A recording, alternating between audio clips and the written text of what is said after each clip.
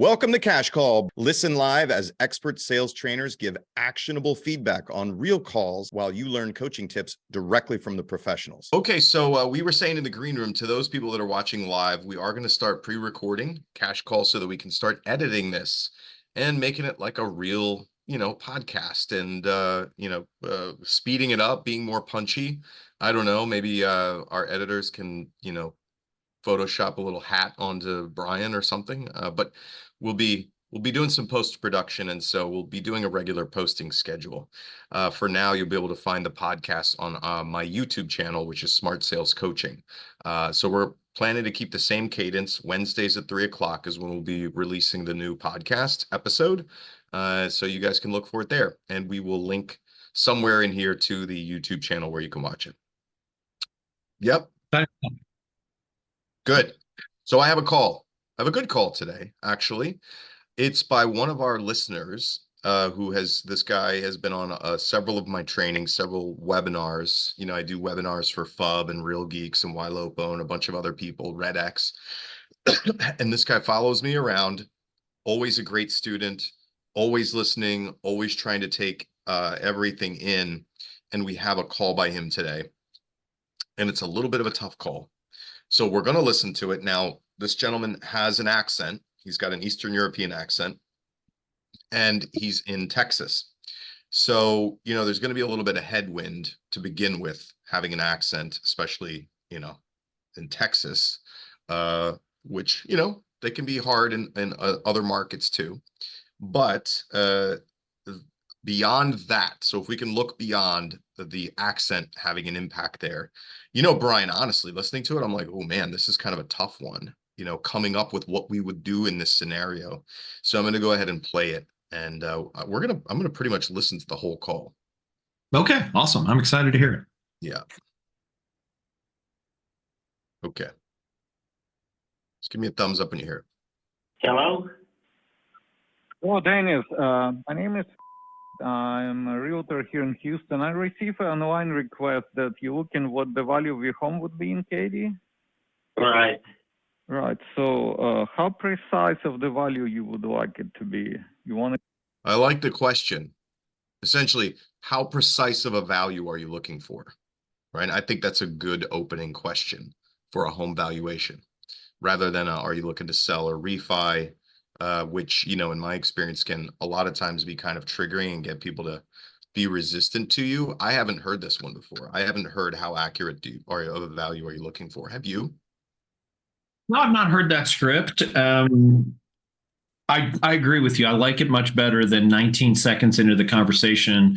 Would you like me to come over and sell your house? I'm exaggerating, but I think a lot of people go there and they go, gee, these leads are no good. Well, you've got to earn the right to ask some questions here. Let's build some rapport. Let's find something out. Let's do a little discovery. And yeah, that's a good question. I'm trying to think of another version of the same question. Might look something like, hey, are you looking to just get an approximation, or are you looking for a really accurate value for a particular reason? That might be a different version of the same thing, but yeah, I like it. Along the same lines, I was thinking that I don't know if you tell them right now, but obviously there's sort of a different value between what a buyer would pay you, what an appraiser would appraise it at for a refi. So those are easy things that you could drop on the person. Hey, I see you inquired about the value of your property. I was just curious what your purpose for it was, because there really are different values that every home comes up with based on what you're going to be doing. For instance, a refi would be one value, a market sale would be another value. So that might be just a quick education piece where you can do a pattern interrupt for them to get them to say, oh, maybe I should tell you what I want it for, because I didn't realize there's lots of different values. Absolutely. Just an estimate, or you need exactly how much you can sell it for? I'm just getting an idea based on what they were saying. Okay. We're not ready to sell. Okay, I understand. But you have thoughts of selling though, right? I don't hear what the lead said. Did he say not ready to sell? It was a little mumbled. Correct. Not ready. He said, I'm not ready to sell. And then I don't love the question that the agent asks after that, to be honest.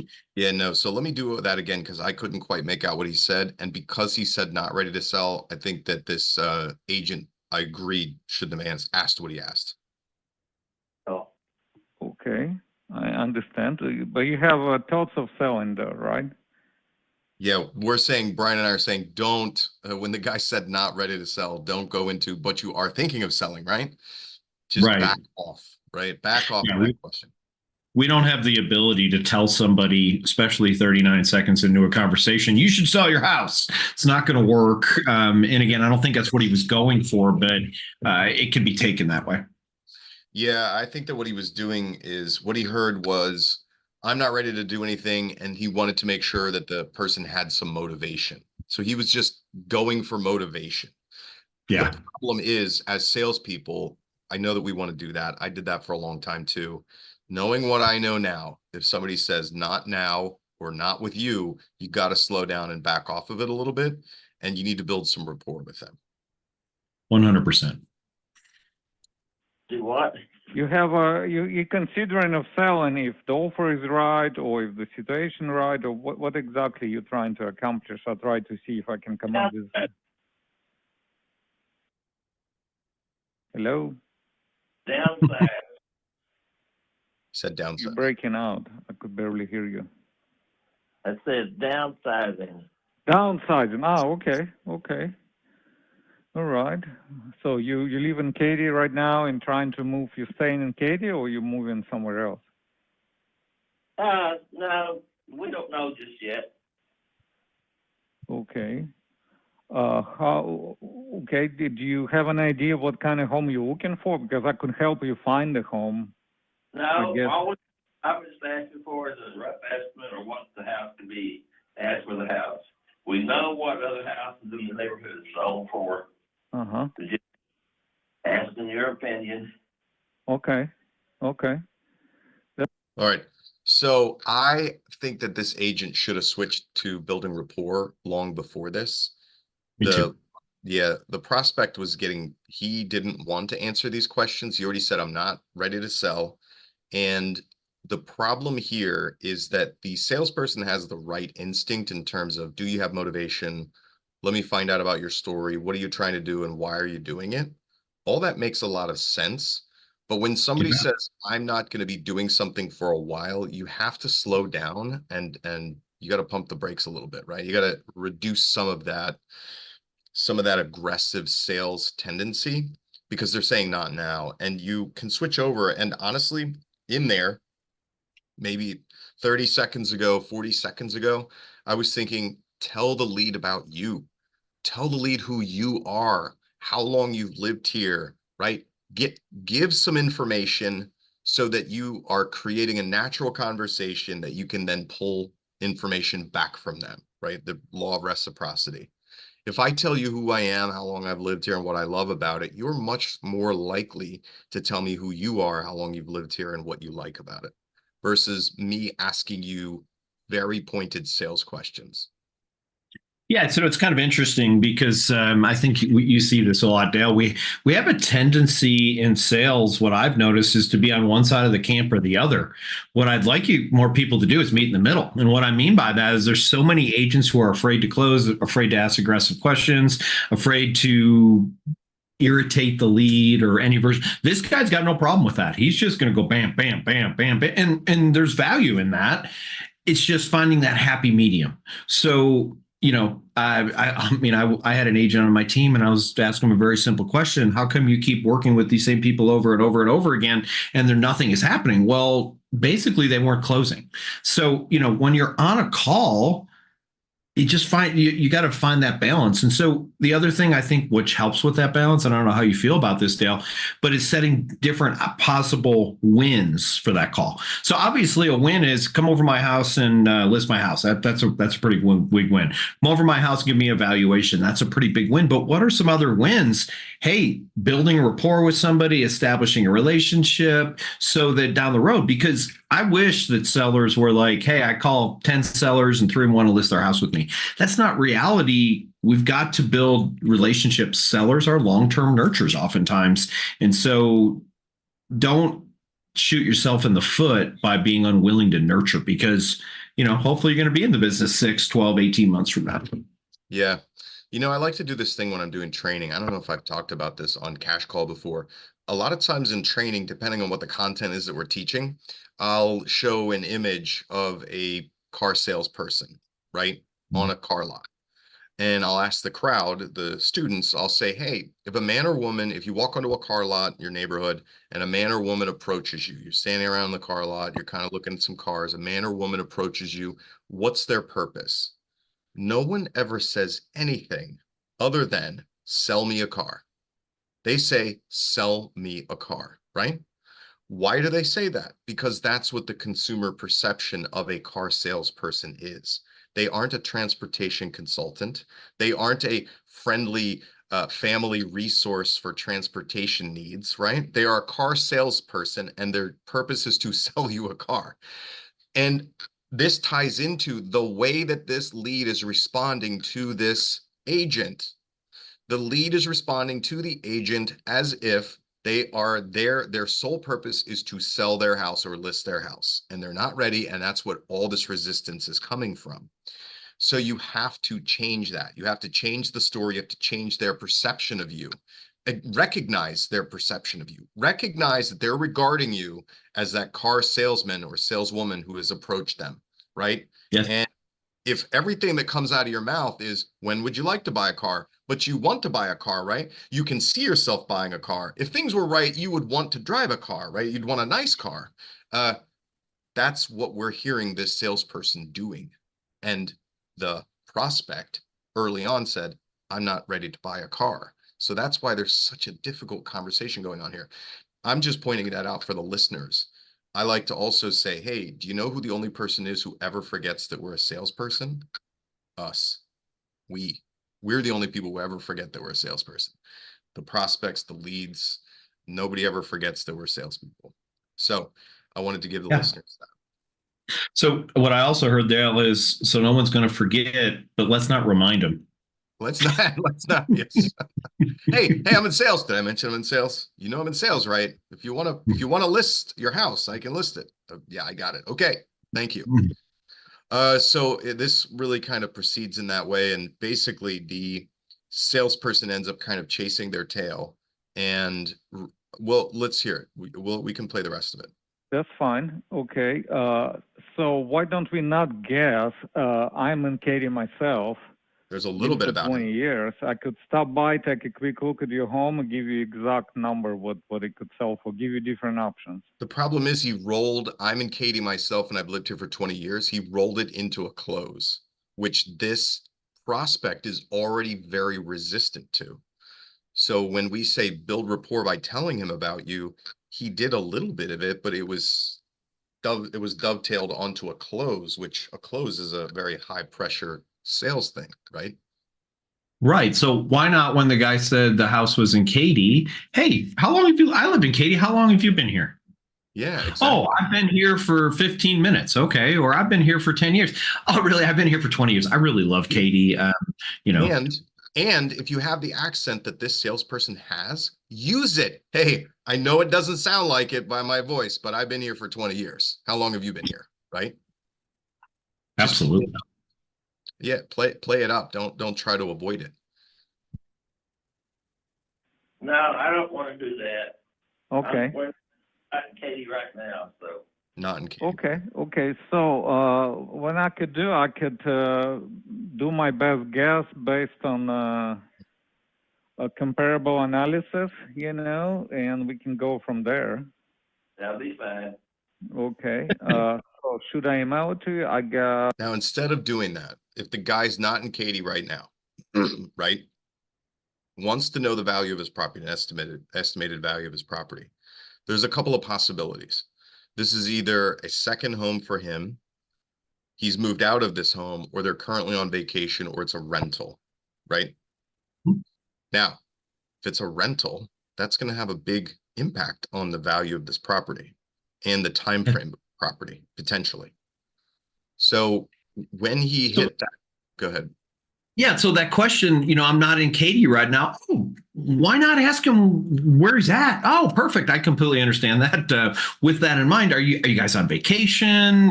Are you doing something fun? I mean, again, let's build rapport. Let's not just look for another opportunity to close. Let's look for an opportunity to provide value versus an opportunity to close.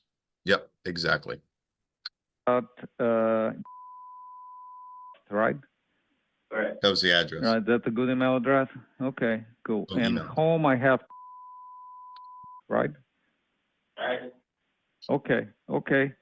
I will do my homework, give you my best guess without seeing the home. And when can I call you back to give you my findings? Whenever you have it. Never ask somebody, when can I call you back? Suggest a time. Do an either or close, some version of that. Hey, I should have this done here in the next couple of days. I'm just going to assume it's Wednesday. I know it's probably not. Why don't I give you a call on Friday, and that way we can go over it, see if you have any questions, if there's anything else that comes up, and see if you even agree with the value. So I'll be available in the afternoon. Does 3 or 4 work better for you? Some version of that versus can I call you back? Because I can tell you right now, the way this is going, if I'm this lead, just send it to me. I'm good. I'm not interested in having more of a conversation. I didn't get anything. So make sure that when you ask that yes, no question, one of the answers is yeah or is no. Right. Can I come back? No. Yeah. Also, I want the agent's tone to be a little happier. You can tell that he's not happy. Like wearing his emotions on his sleeve. He's not happy that this guy won't let him take a look at the property in person. And he makes sort of the I don't know what it's called, but sort of backhanded comment about not being able to see it or doing his best without being able to see the interior of it. Yes, I heard that too. Yeah, which it's turned negative, and you can hear the negative emotion in there. So that plays, if you say no to a salesperson and the salesperson gets cranky, does that mean that's even more likely that you aren't going to work with that salesperson? So you have to hold that stuff back. Yeah. We cannot allow our negative thoughts, limiting beliefs, negative emotions to come through. But that's part of our job. And it's not always fun. Like I always used to tell people, you can say whatever you want and whatever tone you want right after you hang up. Right. And to be fair, everybody listening to this, it's not like I haven't, oh God, gotten pissed and had some choice words for people in my sales career too. So, but Brian and I just have enough miles down the road that we now know and can usually not do that stuff. I don't know about you, Brian. I still get triggered every once in a while. I've managed, like I say, most of the time, I've managed to hang the phone up and then say stuff. Just get it out, Yeah. Okay. So is the morning or afternoon better? Yeah, morning's fine. Morning is fine. All right. Well, I appreciate it. Let me do my homework. I'll give you my best guess, and we'll talk to you sometime next week. Okay? Yeah, that's how it takes you to come up with it. That's fine. Okay, I appreciate it. Thank you so much, Daniel. I'll send you text with my information, so my name and number get in your phone, and we'll talk to you in a few days. All right? That is fine. Okay, thank you so much. Have a good weekend. Bye. Okay. Here's what I noticed at the end. Both people seemed happier at the end. To get off the phone? I'm assuming that's what it was, but it felt like the agent finally gave the lead what the lead wanted. Yeah. And the tone of the lead actually changed. Well, I think it's also because the lead knew he was getting off the phone and wasn't going to be peppered by sales questions anymore. Fair enough. But so the question becomes, is there a way to do that without giving him 100% what he wants? In other words, what if we had built some rapport? And I don't know, this is just hypothetical. What if we'd built some rapport, had a little bit of fun, and then went into that? And, it's just something to think about. And by the way, I want to say this. I don't know this person. There might be nothing you can say to this person that's going to make him happy, except I'm going to get off the phone right now. But we have to try. I find, again, I keep talking about myself, and I kind of call it like a be real or get real about things when I run into resistance from people, and I can tell that they are regarding me as a they're looking at me as that car salesperson, right? And they are resistant to me. I know I know that what's going on is they're afraid that I'm going to make them do something against their will. They're afraid that they're going to have to tell me no and feel bad. They're afraid that I'm going to put them into a weird position where, it's an uncomfortable conversation and they don't trust me. And so I'll call all those things out as I go along until they finally break, if that makes sense. So I start very easily with, hey, that's crazy. I've lived in Katy for 20 years. Even though my accent doesn't sound like it, I know it's nuts. How long have you lived here? What do you like about it? Now, if they're still like, okay, weird guy, weird guy. Hey, listen, I get it. You're talking to a sales guy. The sales guy is supposed to sell you something or make you do something. That's not my purpose here. I've been doing this for 15 years. I form great relationships with people, whether we ever do business or not. And I'm just genuinely interested in all the homes that get purchased or sold in this area because I'm a professional. This is what I do every day. That's why I'm curious about your home, because whether you ever sell it or not, I may have a buyer for it at some point down the road. And so I just want to get to know who you are. And I'm genuinely curious. Like, that's great. You're downsizing. I can't wait till I get there. Now I'm going to ask you a question, right? So the more you resist me, I'm going to do more talking and telling you more about me. And I'm going to be putting out these thoughts and feelings that you probably have going on in your head. And I'm going to sort of tee them up and knock them down and tee them up and knock them down to try and reduce the sales resistance. Yeah, and one of the things that we've taught over the years is current tense questions also relieve some of that sales pressure. So a current tense question for this person: hey, out of curiosity, you said you weren't in Katy. Is this a rental property or is this a house you guys live in? Yep. That's a simple question. Oh, it's a rental property, but guess what? Now I'm going to go. I've got a completely new tact. Or hey, this is my primary residence. I've lived here for 23 years. I love it. This house is amazing. Honestly, the only reason we want to get out of it is just gotten too big for the two of us, or whatever the case may be. Those are great questions. Remember the current tense questions. And the general current tense question is, do you currently rent or do you currently own? That's the easiest one when someone's a buyer. This obviously was a seller, so a different type of current tense question. But, you could also, when the person said they were downsizing, are you guys looking to downsize in just the land, or are you looking to downsize the size of the house? Like, what are you guys looking to do? I don't know, but it's in Katy, Texas. There might have been a couple of acres with that property. I don't know. I didn't look at that. Obviously, I don't have access to the listing, but there's lots of questions that you can ask that are current tense questions that don't stress the seller out, don't stress the potential client out, and really can break down some of those walls. It's funny. As you were doing some of that scripting, I was thinking about expireds, and here's what I was thinking about: how often does it work when you call an expired and you just simply say, hey, I'm sure you've talked to 12 other agents today. I'm not calling to list your house. Oh, thank God. That's the kind of thing. Like, I've heard that used as a script that works really well. Well, why the heck are you calling me then? Hey, right. Blah, blah, blah, blah, blah, blah, blah. All of a sudden, we're doing the same thing. You can do the same thing with somebody like this, but we have to have those current tense questions, those easy questions, those bring down the wall questions top of our head. Yeah, absolutely. Let's see, Brian, we got like 2 minutes left in today. I don't know if that's enough time for you to get through your call. My call is 4 minutes and 57 seconds. I'm going to be just a little bit short getting through it. Well, Dale, in the last 2 minutes, let's just talk about what kind of things are we seeing in the market? What kind of challenges are people having that we might be able to just share real quick about that we could help somebody with today? Yeah, so a new thing is, initially it was I'm waiting for the interest rates to come down because they're too high. Now it's everybody's telling me the interest rates are going to come down. I'm going to wait for the interest rates to come down, right? Perfect. So that one is a new one that's just recently popped up. And then we're still dealing with inventory issues that I don't think are going to go away anytime soon. I don't think It's interesting you did. I did a video yesterday on literally both of those subjects combined. And it's interesting that you bring it up. So clearly we're hearing the same thing. But yeah, so the ability to explain to somebody why it's better to buy now than it is to wait, and why it's better to rent versus own. Like, I don't know about you, but 2 years ago, I didn't need to have a rent versus own conversation. Everybody wanted to own. Right. Now we might have to start looking. And so I'm going to suggest, and maybe we can do a cash call on that, but what is the rent versus own conversation, and how do we get people into that conversation? And then, what's the benefit or what's the cost of waiting right now?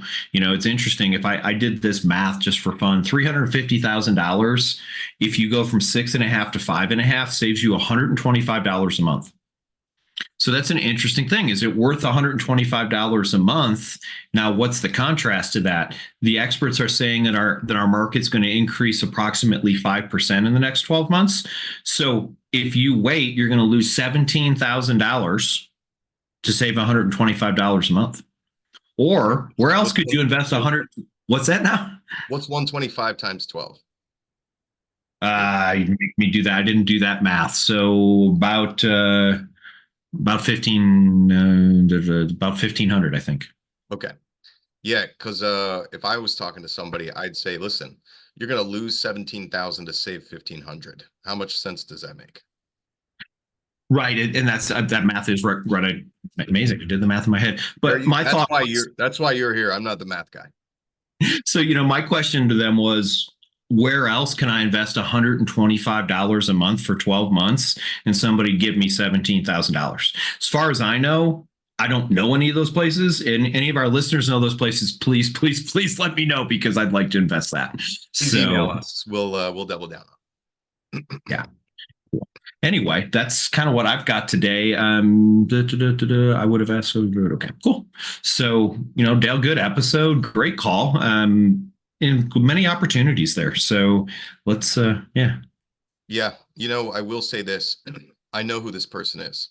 I've done training with him several times, and I know that he's reluctant to make calls, to have the conversations. And and hopefully he is listening right now. One of the things that you have to do is you have to have more of these conversations and then listen to the things that we say about it, which is he needs to be more personable and a little less robotic and a little less salesy. I have no doubt that this guy will not miss an opportunity to close should it present itself. The man is a natural born closer, okay? And being a natural born closer, he's going to have to, practice being a little softer and making pointless small talk is the thing he has to practice. And if there's anybody who can identify with that, that's Dale and I. Neither one of us wanted to do any small talk at the beginning of our career. We just wanted to close and be done. And, you can still be successful that way. I'll just argue you can be significantly more successful if you can learn to build rapport, know when to close and how to close versus just constantly closing. ABC, always be closing. That's more of an old concept that doesn't work nearly as well today. No, that only works in the movies. That doesn't work in real life, especially now. I was almost so bad that I could have asked people, will this conversation get me paid? Can you let me know before we start? If I start talking to you, am I going to get paid or not? Nearly that bad, Brian. So I totally understand where this guy's coming from. I was at least a little more subtle, but not much. Yeah. I'm reformed. I'm a recovering, always be closing guy. Nice. Well, awesome, Dale. Well, great call and great episode, and can't wait to do the next one. Cash call, everybody. We'll see you next week.